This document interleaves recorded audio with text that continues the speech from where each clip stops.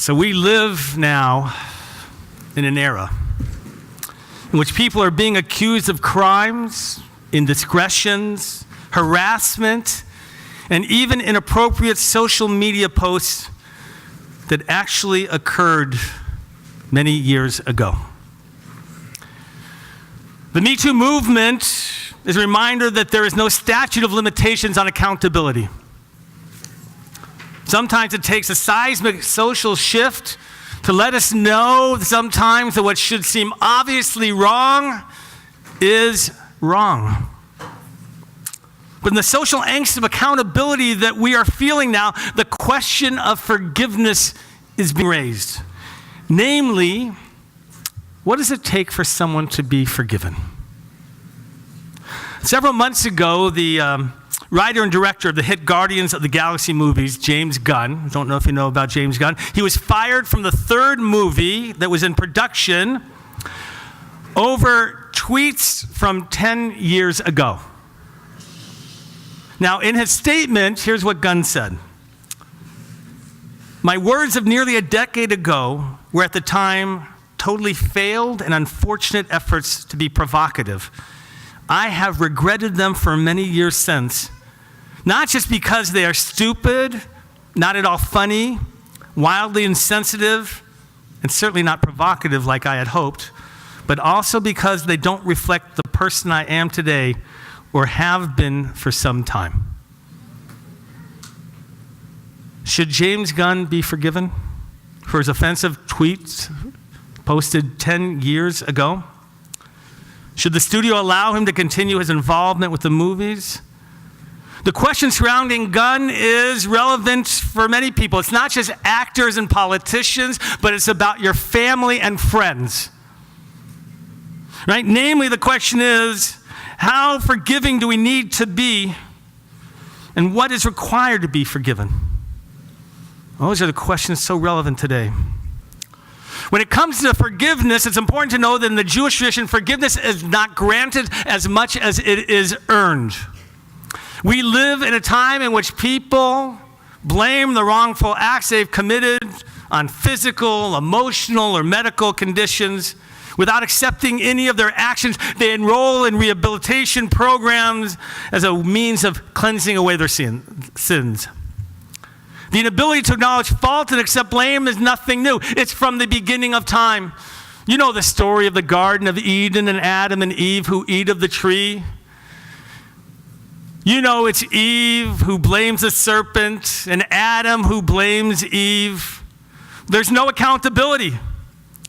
You see, the Garden of Eden is a place of perfection, and we humans are imperfect. So we don't belong in that Garden of Eden. Because Midrash acknowledges tradition, misdeeds are part of the human condition. And because they're part of a human condition, we need a path to repentance, what we call tshuva. By the way, in some cases, there are real medical, psychological issues that motivate people's behavior. I've had a number of congregants, trust me, sit in my office, dealing with addiction to alcohol, to drugs, and who are struggling. They want to change their lives. I've lived through the chaos created when people go off their medication for mental health issues.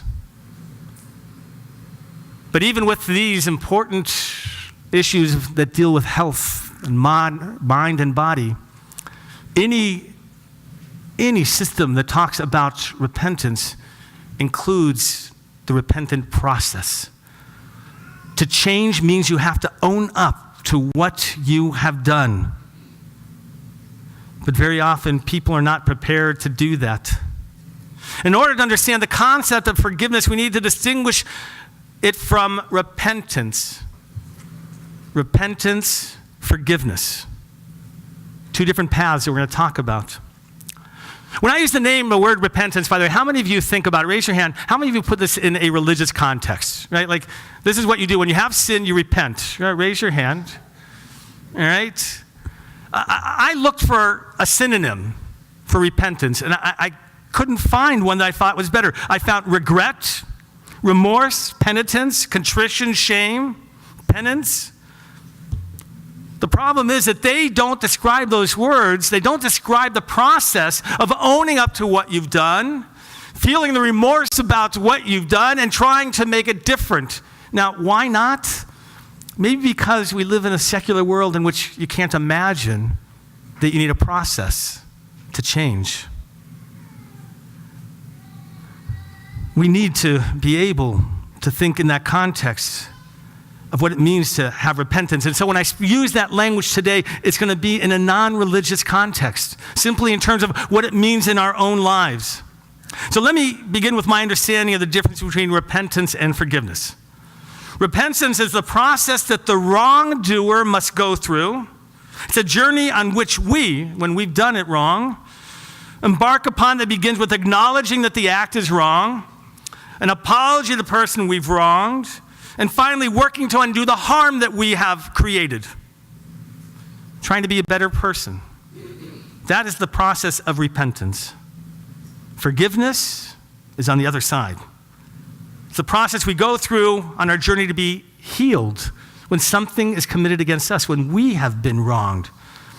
As a victim of some act committed against us, we actually have some control. Namely, can we forgive that person? Isn't that the control you want to hold on to so often? There are many people who suggest that forgiveness is an act of giving up anger, resentment, and a need for revenge. And there are people who will use that term to just, let go of something that took place to them.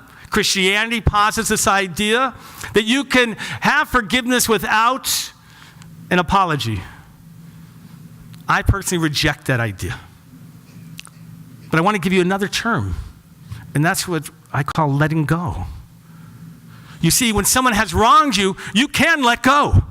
You can choose, because it doesn't matter what they've done, you take the control away from them. By letting go, you no longer are shackled to the wrong that was committed against you. But that is not forgiveness. It's just letting go. Forgiveness cannot be granted without an apology from the wrongdoer. Can the unrepentant murderer be forgiven by the family of the person he's murdered? Can the rapist be granted forgiveness by the woman he violated without acknowledging the pain and trauma that he caused her? I want to argue against using that term forgiveness in this context. Because forgiveness really is, I want to talk today about a process of reconciliation between two people or more who are engaged in a conflict. That's what repentance and forgiveness is about. They are interconnected. We're going to talk about that in a moment. Each path has a life of its own. Sometimes they're achieved, but other times they're not. What is clear is that the penitence process of repentance does influence the ability to achieve forgiveness from the person that's been wronged. So what is repentance? A major part of repentance, I think we'd all agree, wouldn't you say it has to be sincere? Don't you want, when somebody apologizes and to know, don't you want it to be sincere and that you know that they feel it? But how do you know that they really feel it?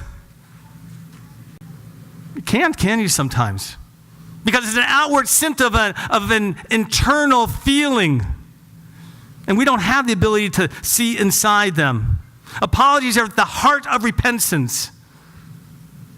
We've seen some doozies of public apologies in the last year, haven't we? Was Kevin Spacey's apology sincere? What about Roseanne Barr? Matt Lauer? Bill O'Reilly? Now, by the way, in our politically charged culture, I want you to know that I chose people from the right and from the left of the political spectrum. You were listening. Because if I hadn't, I know that you would have required repentance of me. I know you well. But are those apologies, and were they sincere? How do we acknowledge and know when an apology is acceptable? So in Judaism, we have this alliteration of the 5 R's of tshuva, of repentance. The first one is recognize. You have to recognize that you did something wrong. 2, you have to have remorse. Own up to what you did and feel the sense of remorse inside. 3, repentance, which means demonstrate repentance by an apology. Restitution, number 4, which means to provide compensation if you wrong somebody. And 5, resolve never to do it again. So true repentance requires sincerity. The wrongdoer must acknowledge what they did wrong. It's not so easy, though, to do that, is it, sometimes? To acknowledge what you did wrong means to own up to it. It means you have to deal with the consequences. It's much easier to deny it and ignore it because then you don't have to deal with the consequences. I want to tell you that first stage, owning up and recognize you did something wrong, takes a great act of courage sometimes. To look inside, to admit when you have done wrong. Being able to own up to the possibility that we did wrong requires that introspection, the willingness to look inside. How can we tell if the person is truly remorseful? How can we truly know if they're sincere? Usually it's by the nature of their apology. So some of you give apologies like this. Listen carefully. I'm sorry if you felt hurt when I did that. How far did that one get you? Does it work? That's the apology when we don't want to own up to what we've done. But how about this one? What I did was wrong, and I feel awful that it caused you pain. That's owning up. And in that apology, we know where people are.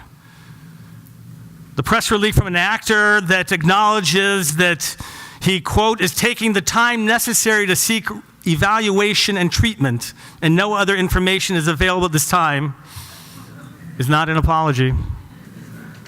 A statement that quotes, I'm entering a program and therefore request privacy,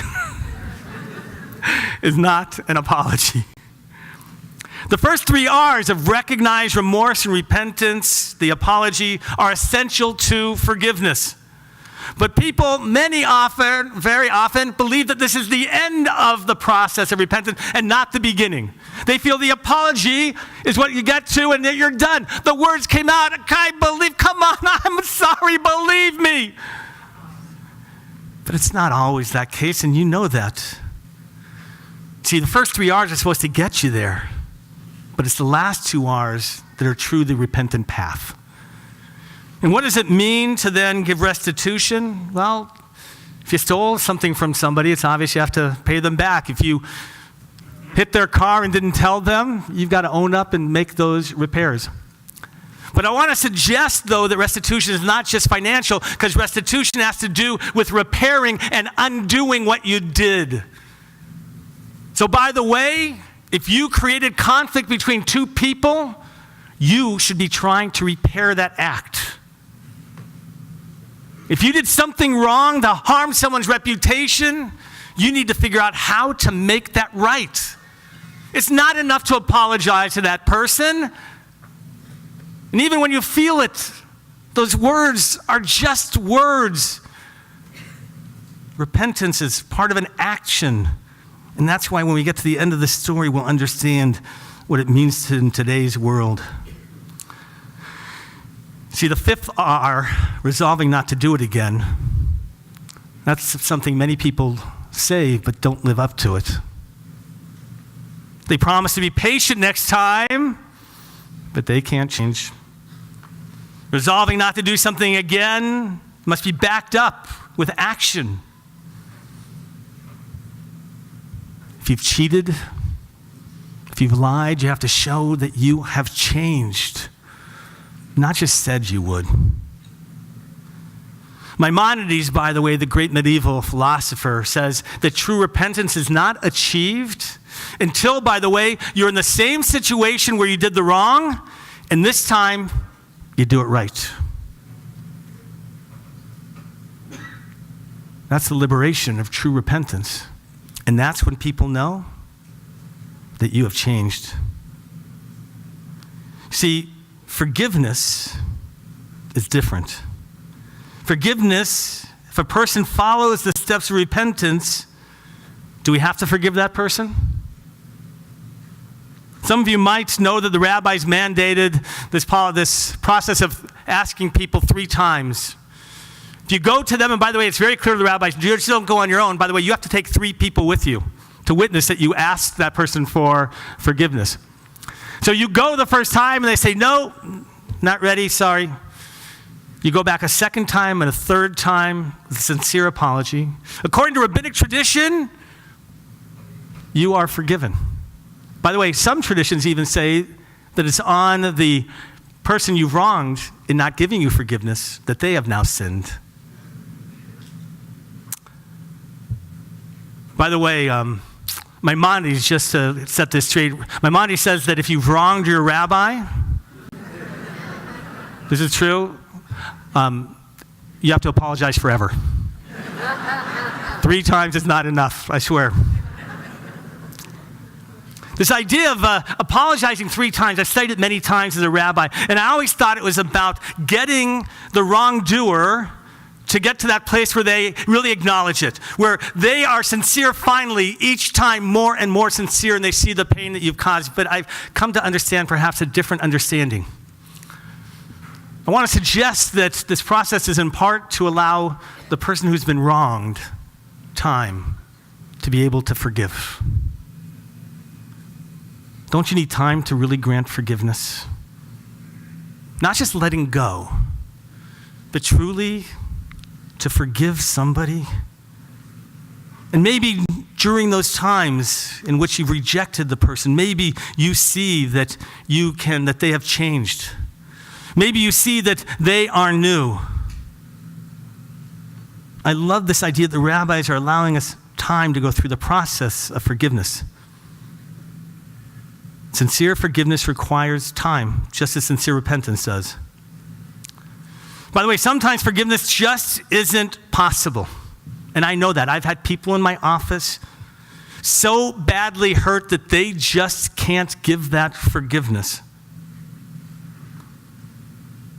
Sometimes it's the abuse suffered at the hands of a parent.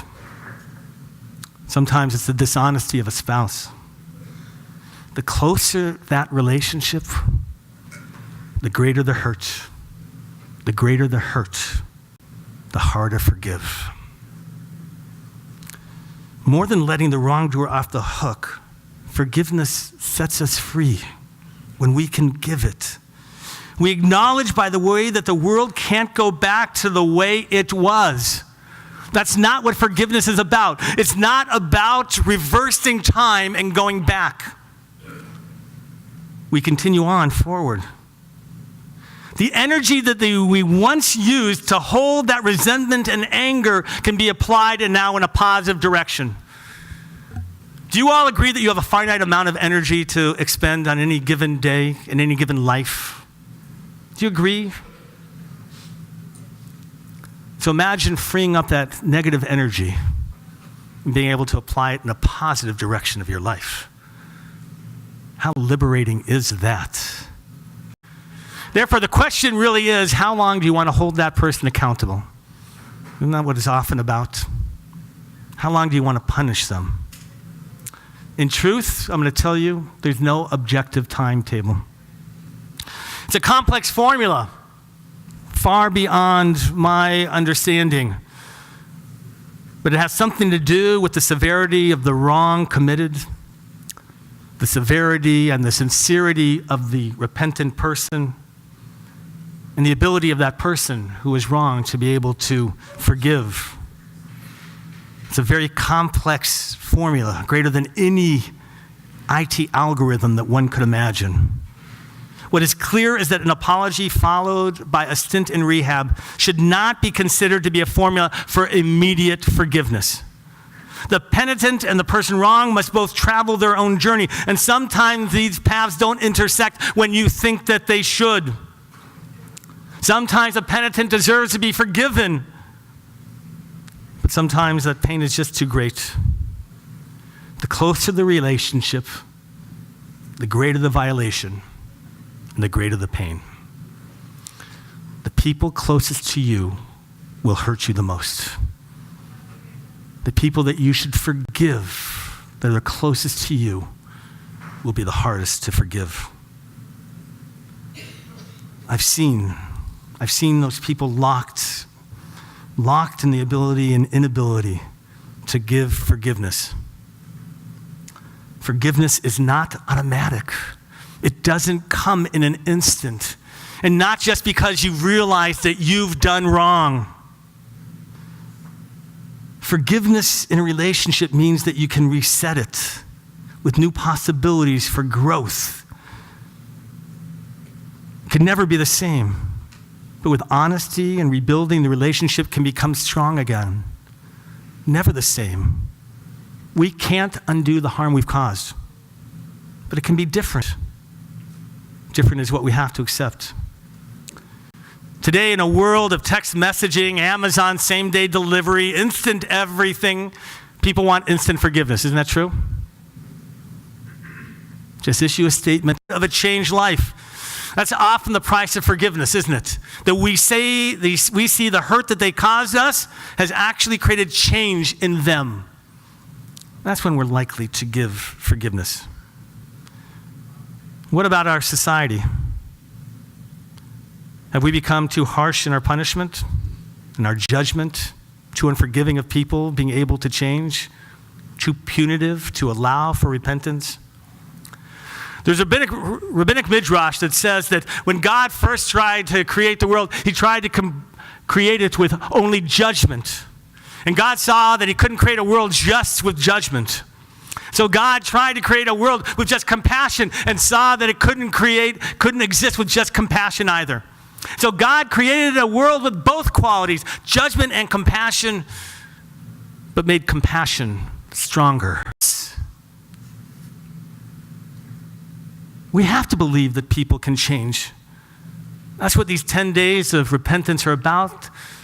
That's what the hope of humanity is, that people can change. Rabbi Charles Klein explains in his book on forgiveness, quote, "We forgive not because we believe that what was done was unimportant, but because we are prepared to put aside our anger long enough to hear words which reflect remorse, long enough to begin to believe that people have the potential to grow." Another rabbinic midrash says that before God said enough to walk the repentant life, we must hold people accountable, and yet we must allow a place where repentance is possible. By giving forgiveness when it's deserved, we demonstrate the very hope of the world that we want. We make the world a better place. Is there somebody that you need to ask forgiveness of? I want you to think about that. Do you have the humility, the courage to ask for that forgiveness? The work necessary to achieve? Are you ready to live the repentant life? Initiating the process of forgiveness requires us to overcome that fear. Is there somebody that you need to forgive? That you see that they've changed and they deserve another chance? And to repair that relationship means to repair the world in some way. See, these are the questions, the big questions you confront today. The book of life is open. Your symbolic life of your deeds and misdeeds, they tell your story. But how you handle your misdeeds define your character. You can't just throw them behind you. You have to deal with it to the end of your journey. Do you need to begin a path of repentance for something you did? Do you need to work on forgiveness of someone else? May you all have the courage to embark upon the necessary path.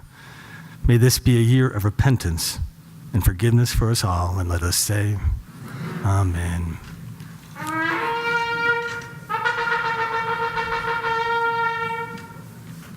We turn now into our booklets. The blessings of the shofar. I ask you to rise. If you take your booklet on page 2, we're going to read together. I'll give you a chance to get them out. Just reminder, I saved my best story for the end of services.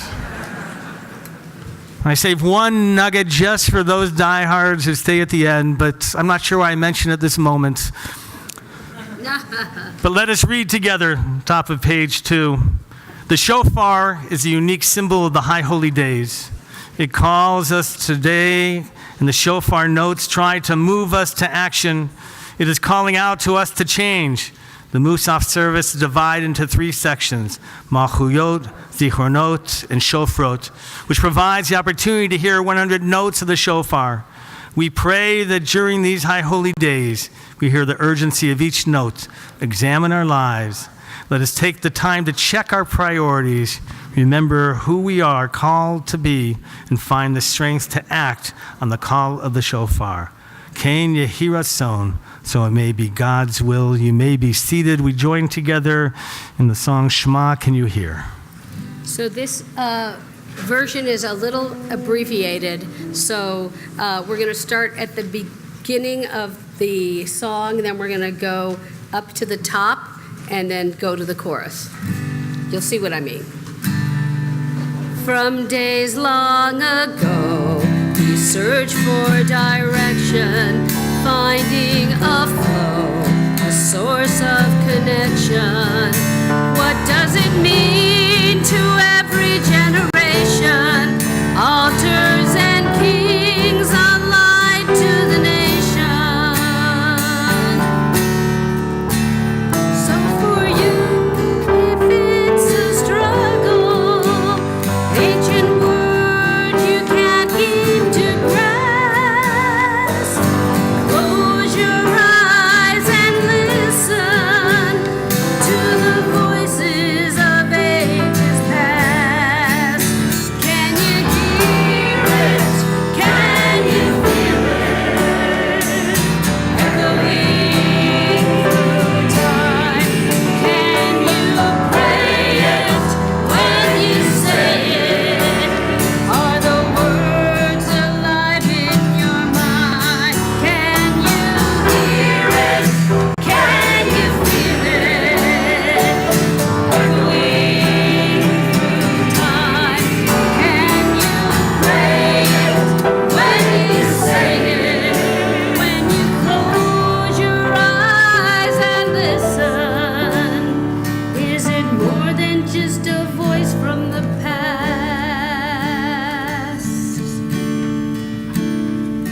Shema Yisrael,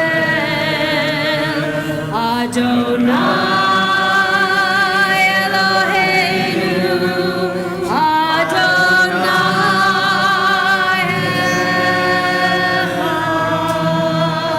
Echad. On page 4, meditation of God's sovereignty. As I begin, if you'll respond. We all worship idols. We make our transitory needs into ultimate concerns. We are caught up in the busyness of our lives and then do not see beyond these concerns. From time to time, we can be reminded that there is a perspective in which these matters that are so important to us now will one way or another pass away. There are essential questions which should never be too distant from us. What gives our lives meaning? How do we effectuate good? How do we care for those we love? How do we tend to those in need? How do we not close ourselves off to the cries of pain in the world? Facing these questions, we are open to greater concerns than our own neediness. Creating that opening, we clear a space for divine instruction as to how to live our lives, how to establish the kingdom of God.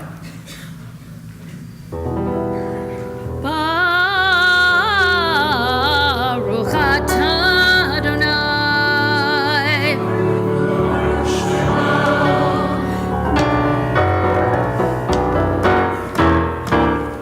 Melech hakol haaretz, mekadesh Yisrael. Melech hakol haaretz, mekadesh Yisrael. We hear you. That's it. Mekadesh Israel.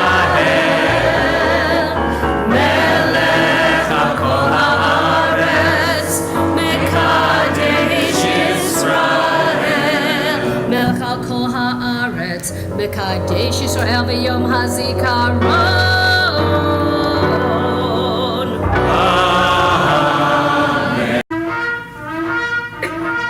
Tekiyaha. Tekiyaha. Truaha. Tekiyaha. Maybe the mazin, mami the makshi, the kol tekiya, teinu, utikapel berachamim, berachamim beratzo, seder, mavu yoteinu. You may be seated. On page 6, we join together in singing, I Will Remember.